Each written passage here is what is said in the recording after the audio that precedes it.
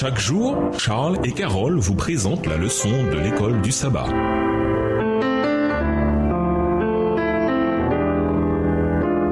Bienvenue dans votre émission. Dieu nous parle. Nous voilà à la leçon 4. Comment Dieu vient à notre secours. Étude de la semaine, Éphésiens 2, les versets 1 à 10, Éphésiens 5, le verset 14, Romains 5, le verset 17, Éphésiens 5, le verset 6 et 2 Timothée 1, le verset 7. Verset à mémoriser. Mais Dieu est riche de compassion et à cause du grand amour dont il nous a aimés, nous qui étions morts du fait de nos fautes, il nous a rendus vivants avec le Christ. Éphésiens 2, les versets 4 et 5. Le 14 octobre 1987, Jessica McClure jouait dans le jardin de sa tante quand elle chuta dans un puits abandonné de près de 7 mètres de profondeur. La situation désespérée de la petite fille de 18 mois attira l'attention des médias internationaux qui firent le déplacement jusqu'à la ville de Midland au Texas. Des spectateurs du monde entier furent tenus en haleine par la série La Petite Jessica et la virent dormir, pleurer, chanter et appeler sa maman. Ils virent aussi les sauveteurs acheminer de l'air frais jusque dans le puits. Enfin, 58 heures après la chute de Jessica, les spectateurs du monde entier assistèrent à son sauvetage. La petite Jessica fut libérée de la cage de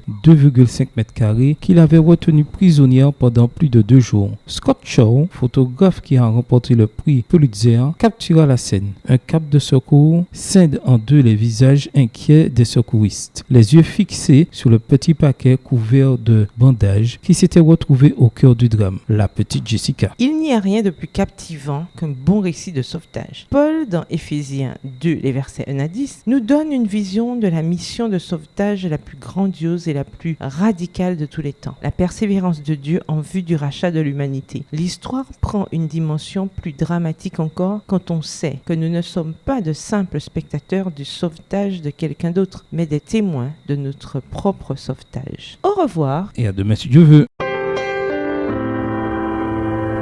Dieu nous parle.